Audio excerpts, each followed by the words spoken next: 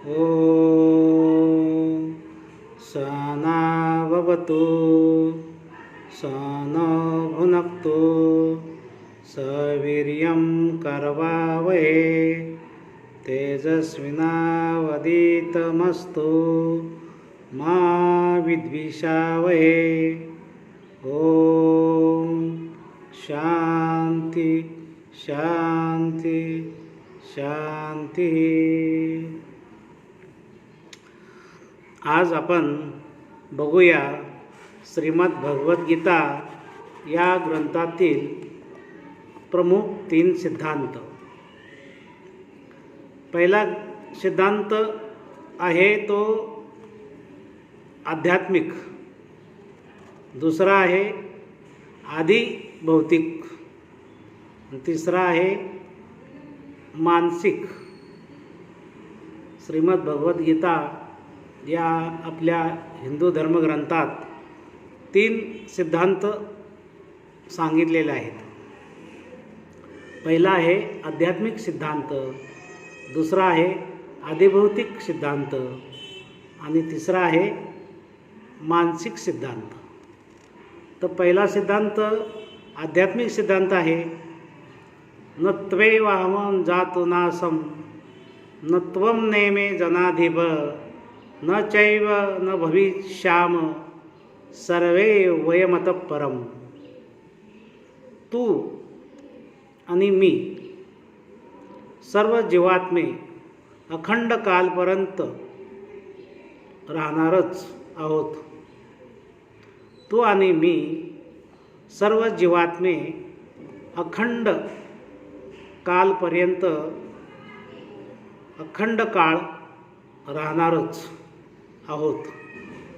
भगवान श्रीकृष्णाने अर्जुनाला जो उपदेश केलेला आहे त्या उपदेशातील पहिला सिद्धांत हा आध्यात्मिक सिद्धांत आहे आणि या सिद्धांताने बौद्ध विचार जो क्षणिकवाद आहे त्याचं खंडन केलेलं आहे। की बुद्ध सांगतो की सर्व क्षणिक आहे आणि हा सिद्धांत सांगतो मी आणि तू अखंड काळपर्यंत राहणारच आहोत, म्हणजे आपल्याला मृत्यू नाही, आत्मा अमर आहे, असा हा पहिला आध्यात्मिक सिद्धांत आहे। आध्यात्मिक सिद्धांताने या आध्यात्मिक सिद्धांताने क्षणिकवादाचं खंडन केलेलं आहे। क्षणिकवाद बुद्ध विचाराचं खंडन केलेलं आहे, कारण बुद्ध सांगतो सर्व क्षणिक आहे आणि हा विचार वेदांत विचार असा आहे की आत्मा अमर आहे। तू व मी सर्व जीवात्मे अखंड कालपर्यंत राहणारच आहोत, असा हा पहिला सिद्धांत हा आध्यात्मिक सिद्धांत आहे। दुसरा सिद्धांत हा आदिभौतिक सिद्धांत आहे। देहे न स्मित्या देहे कौमारम यवनम जरा तथा देहांतर प्राप्तीस धीरस्तत्र न मुह्यती। कौमार्य, तारुण्य आणि वार्धक्य या देहाच्या अवस्था आहेत। मृत्यू सतत 24 तास आपल्या सोबत आहे। दुसरा हा आदिभौतिक सिद्धांत आहे। आदिभौतिक म्हणजे जे आपलं शरीर आहे या शरीराच्या अवस्था काय आहेत, जन्म, मृत्यू, वार्धक्य या आपल्या शरीराच्या अवस्था आहेत, आत्म्याच्या नव्हे। आत्मा हे शरीर म्हणजे कपडे जसं बदलतो तसं शरीर बदलतो, हा दुसरा सिद्धांत आहे। आणि या दुसऱ्या सिद्धांतानं देहात्मवादी विचाराचं खंडन केलेलं आहे। देहात्मवादी विचार म्हणजे चार्वाकचे विचार, म्हणजे आपण मृत्यूनंतर संपलं सगळं, म्हणजे ध्येय हाच आत्मा मानणारा देहात्मवादी। खावा प्या मजा करा, ऋणम कृत्वम घृतम पिबेत, ऋण काढा पण तूप प्या, कर्ज काढा पण ऐश करा, मौज करा, आपण मेल्यानंतर काही बघायला येतोय का, हा 80% जे लोक ज्या विचाराचे आहेत तो विचार म्हणजे चार्वाक विचार. हा चार्वाकचा विचार म्हणजेच देहात्मवादी विचार. आणि या विचाराचं खंडन केलेलं आहे ह्या आदिभौतिक सिद्धांतानं. तर भगवान श्रीकृष्ण अर्जुनाला हा दुसरा सिद्धांत सांगतात की कौमार्य, तारुण्य आणि वार्धक्य या शरीराच्या अवस्था आहेत आणि मृत्यू हा 24 तास आपल्यासोबत आहे. आपला क्षणाक्षणाला मृत्यू होत असतो आणि आपण शेवटच्या क्षणापर्यंत मृत्यूकडे आपण वाटचाल करतोय. आणि आपला जो आत्मा आहे तो अमर आहे, त्याला मृत्यू नाही, तो परत जन्म घेतो. हा जो दुसरा सिद्धांत आहे याला आदिभौतिक सिद्धांत म्हणतात.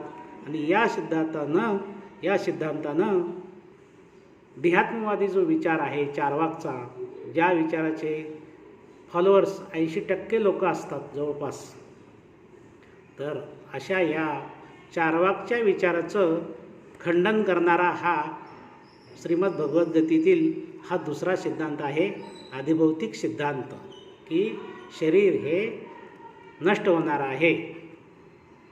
तारुण्य, वार्धक्य या शरीराच्या अवस्था आहेत, आत्म्याच्या नव्हे. आत्मा हा अमर आहे आणि मृत्यू 24 तास आपल्या सोबत आहे. यामध्ये चार्वाकच्या विचाराचं खंडन केलेलं आहे.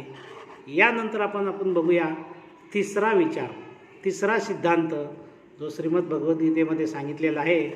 मात्रा स्पर्शास्तु कौंतेय शीतोष्ण सुखदुःखदा आगमापायनो नित्यास तांस तितिक्षसो भारत. सुख दुःख हे मनोगोचर आहे, आत्मगोचर नाही, मानसिक आहे. सुख दुःख हे कसं आहे, हे मानसिक आहे. आत्म्याला सुख दुःख नाही आहे.